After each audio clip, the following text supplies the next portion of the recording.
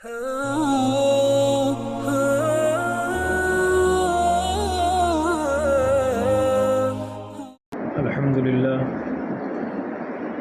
لله وكفى وسلام على عباده الذين اصطفى أما بعد قال النبي صلى الله عليه وسلم من أحب لله وأبغض لله وأعطى لله ومنع لله فقد استكمل الإيمان۔ محترم بزرگوں اور دوستوں، ہم سب یہ چاہتے ہیں کہ ہمارا ایمان کامل رہے، اعلیٰ سے اعلیٰ ایمان ہمارا ہو جائے، اور اس کے لیے کوشش بھی کرتے ہیں، فکریں بھی کرتے ہیں، جماعت میں بھی نکلتے ہیں، دعوت و تبلیغ کی محنت بھی کرتے ہیں، اور بہت سارے اعمال ہم اس لیے کرتے ہیں کہ ہمارا ایمان ایک دم ہائی گریڈ، ایک دم اعلیٰ درجے کا اور ایک دم کامل طریقے کا ہو جائے۔ اللہ کے نبی صلی اللہ علیہ وسلم نے اس حدیث پاک میں جو میں نے ابھی پڑھی ہے، اس میں علامت بیان فرمائی ہے، 4 اعمال بیان فرمائے ہیں، اور آپ نے فرمایا جو یہ 4 کام کر لے گا گارنٹی ہے کہ اس کا ایمان مکمل ہو جائے گا۔ سب سے پہلا کام اللہ کے نبی صلی اللہ علیہ وسلم نے فرمایا، من احب للہ، جو کسی سے محبت رکھے، کسی سے تعلق رکھے، کسی کو چاہے اور کسی کو پسند کرے، صرف اللہ کے لیے پسند کرے، صرف اللہ کے لیے وہ کام کرے۔ دیکھیے، آدمی کسی کو پسند کرتا ہے تو 3 چیزیں ہیں جن کو پسند کرتا ہے۔ ایک ہے ذات، یعنی شخصیت، تو کسی بھی شخصیت کو اگر پسند کرے تو وہ اللہ کے لیے پسند کرے، اور اس لیے پسند کرے کہ اللہ تبارک و تعالیٰ کے یہ پسندیدہ ہیں۔ جیسے ہمیں نبی کریم صلی اللہ علیہ وسلم سے محبت ہے، اس لیے کہ اللہ تبارک و تعالیٰ کے محبوب ہیں، اللہ تعالیٰ نے ہمیں حکم دیا ہے۔ صحابہ سے ہمیں محبت ہے، اللہ کے نیک بندوں سے ہمیں محبت ہے، بزرگان دین سے ہمیں محبت ہے، یہ اس لیے کہ اللہ تبارک و تعالیٰ نے ہمیں حکم دیا ہے۔ اسی طرح ہم بہت سی چیزوں سے محبت کرتے ہیں، جیسے مسجد سے ہمیں محبت ہے، قرآن سے ہمیں محبت ہے، تسبیح سے ہمیں محبت ہے، جانماز سے ہمیں محبت ہے، کوئی ایسی چیز جو پوتر ہے، کعبۃ اللہ ہے، اس سے ہمیں محبت ہے۔ اسی طرح تیسری چیز ہے عمل۔ بعض اعمال ہیں جن کو ہم پسند کرتے ہیں، جن سے ہم محبت رکھتے ہیں، جیسے مثال کے طور پر ہر مسلمان کو نماز پڑھنا، جو اللہ تعالیٰ نے جیسے توفیق دی ہے قرآن پڑھنا، اسے وہ پسند کرے گا، اس سے محبت رکھے گا۔ حج کرنا، ماں باپ کی خدمت کرنا، نیک کام کرنا، سلام کرنا، یہ سب ایسی چیزیں، ایسے اعمال ہیں جن سے انسان اللہ تبارک و تعالیٰ کے لیے محبت کرتا ہے۔ حدیث پاک میں اللہ کے نبی صلی اللہ علیہ وسلم نے ایک اصول بیان فرمایا کہ تم اپنے ایمان کو جانچا کرو، جس سے بھی تم کو محبت ہو، چاہے وہ ذات ہو، چاہے وہ چیز ہو، چاہے وہ عمل ہو، جب بھی اس کا موقع آئے تو فوراً اپنے دل کو تم ٹٹول لیا کرو کہ تم نے اللہ کے لیے محبت کیا ہے یا نہیں۔ جیسے مثال کے طور پر آسانی سے اس کو سمجھنے کے لیے، جیسے ہمیں بیوی بچوں سے محبت ہے، ہم اپنے بچے کو گود میں اٹھا کر کے پیار کرتے ہیں، اسے بوسہ لیتے ہیں، اس کو گلے لگاتے ہیں۔ کیا کبھی ہم نے اپنے بیٹے کو پیار کرتے وقت یہ دل میں نیت کیا کہ میں یہ کام اللہ کے لیے کر رہا ہوں؟ مثال کے طور پر بیوی نے کوئی اچھا کھانا بنایا، کوئی اچھی چیز بنائی، ہمیں بیوی سے تعلق ہے، محبت ہے، کیا کبھی ہم نے دل میں یہ نیت کیا کہ میں اپنے اللہ کے لیے بیوی سے محبت رکھ رہا ہوں؟ یا مثال کے طور پر فلاں دوست ہے، چلو یار دوست کے پاس چلتے ہیں، بہت دن ہو گئے۔ شیطان کیا ذہن میں ڈالتا ہے؟ بہت دن ہو گئے یار، چلو چلتے ہیں۔ خراب ہو گیا، ایک بھی نیکی نہیں ملے گی آپ۔ اللہ کے نبی صلی اللہ علیہ وسلم نے فرمایا، اگر ہم چاہیں تو اسی کو ایک دم ہائی گریڈ ایمان بنا دیں گے انہی اعمال سے۔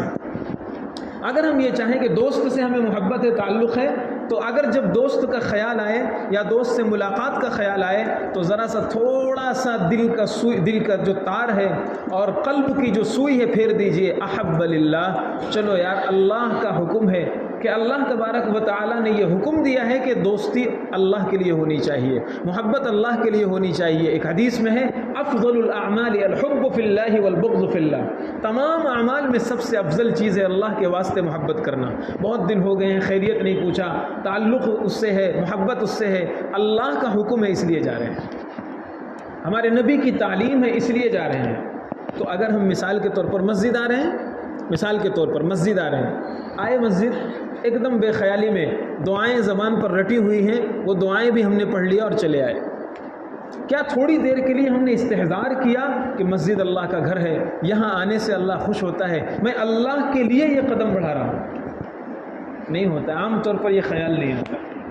اسی طرح مثال کے طور پر ہم نماز پڑھتے ہیں، ہم نے نماز ایک عادت بنی ہوئی ہے، آئے ہم وضو کیا، اللہ اکبر، ختم۔ کیا ہم نے نماز شروع کرنے سے پہلے، احب للہ میں یہ بھی شامل ہے، کیا نماز شروع کرنے سے پہلے ہم نے تھوڑا سا دل کو ذرا سا دیکھا کہ میں یہ نماز اللہ کے لیے پڑھ رہا ہوں؟ حدیث پاک میں ہے کہ اگر جو اس طرح بار بار ہر عمل کے بارے میں اپنی نیت کو ٹٹولتا رہے گا، ایمان اس کا مکمل ہو جائے گا۔ دوسری چیز آپ نے ارشاد فرمائی اب غضل اللہ، کسی سے ہمیں بے تعلقی ہے، کسی سے دشمنی ہے، کسی سے نفرت ہے، کسی سے ملنے کا دل نہیں چاہ رہا، یہ بھی اللہ کے لیے ہونا چاہیے۔ اور اللہ کے لیے ہونے کا مطلب یہاں بھی میں نے بتایا کہ 3 چیزیں ہیں جن سے انسان نفرت کر سکتا ہے۔ آپ اس کو سمیٹنا چاہیں تو 2 چیزیں کر سکتے ہیں، ایک ذات اور ایک اعمال۔ تو سب سے زیادہ نفرت کی چیز اگر اس دنیا میں کوئی ہے تو وہ شیطان ہے، اسی کے کرتوت سے ہم دنیا میں آئے، اور یہی ہم کو بہکا کر کے جہنم میں لے جانا چاہتا ہے۔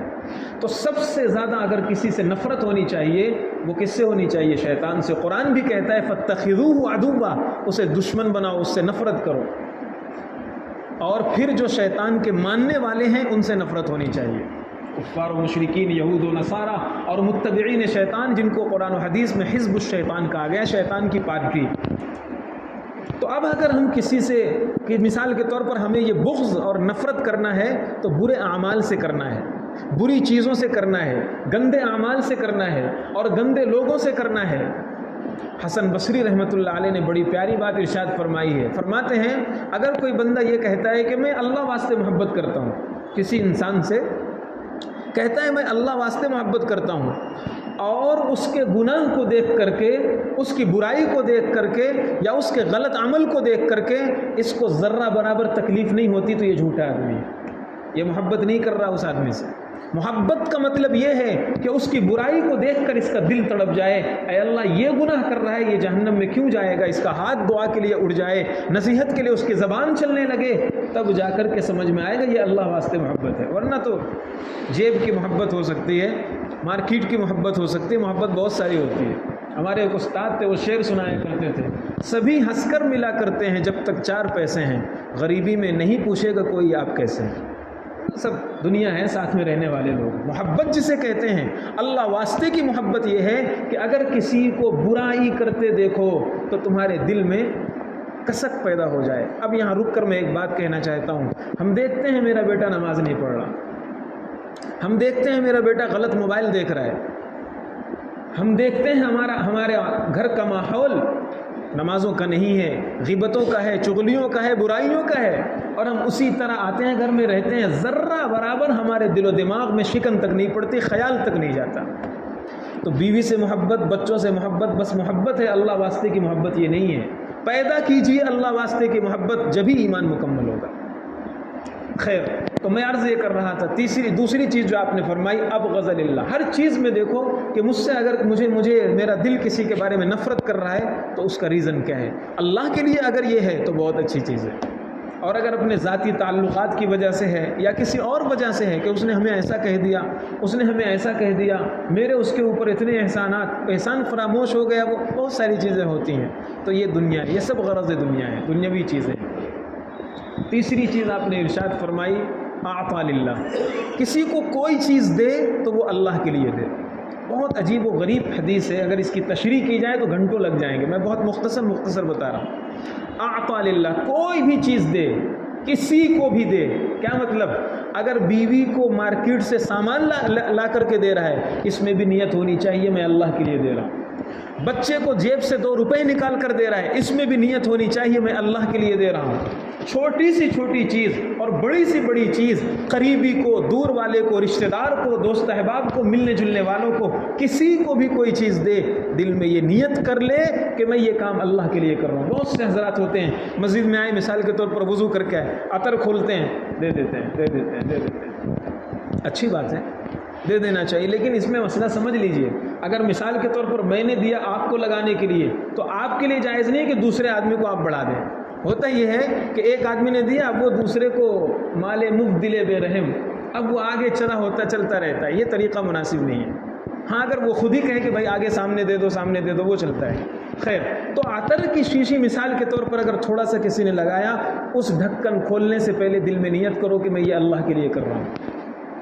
حدیث پاک میں ہے اگر اپنے ہر عمل کے بارے میں تم یہ کرنے لگے تو حدیث میں ضمانت لی گئی ہے تمہارا ایمان ایک دم ہائی گریڈ ہو جائے گا، ایک دم اعلیٰ درجے کا ہو جائے گا۔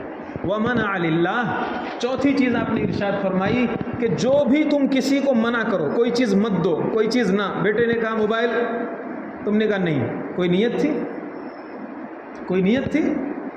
بیٹے نے کہا ابا جی بائک میں گھمائیے، نہیں، کوئی نیت تھی؟ بیوی نے کہا فلاں جگہ جانا ہے، میکے جانا ہے، نہیں ابھی نہیں جانا، کوئی نیت تھی؟ حدیث پاک میں کوئی ایک عام لفظ استعمال، منع للہ، جو بھی وہ انکار کرے، جو بھی منع کرے، جس چیز کے بارے میں بھی بولے منع کا لفظ، اس میں نیت ہونی چاہیے اللہ کے لیے میں یہ کر رہا ہوں۔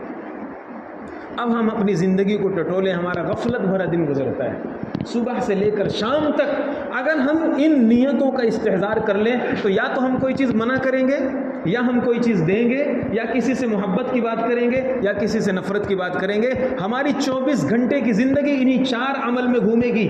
اس لیے اللہ کے نبی صلی اللہ علیہ وسلم نے ان 4 عمل کو بیان فرمایا کہ تم جو بھی کام کرو، کسی سے اچھی بات کرو، کسی سے نفرت بھری بات کر رہے ہو، کسی کو کچھ دے رہے ہو، کسی سے منع کر رہے ہو، مل رہے ہو، مسکرا کر بات کر رہے ہو، اس میں نیت کر لیا کرو، اس میں سوچ لیا کرو کہ میں یہ اللہ کے لیے کر رہا ہوں۔ دھیرے دھیرے عادت بن جائے گی، اور پھر دھیرے دھیرے آپ کا اور ہمارا یہ دل و دماغ ہر دم اللہ تبارک و تعالیٰ کے ٹچ میں رہے گا، اللہ تبارک و تعالیٰ کے یاد میں رہے گا، ہر دم اللہ کا خیال آتا رہے میں یہ کام اللہ کے لیے کر رہا ہوں، میں گھر جا رہا ہوں اللہ کے لیے، حکم ہے۔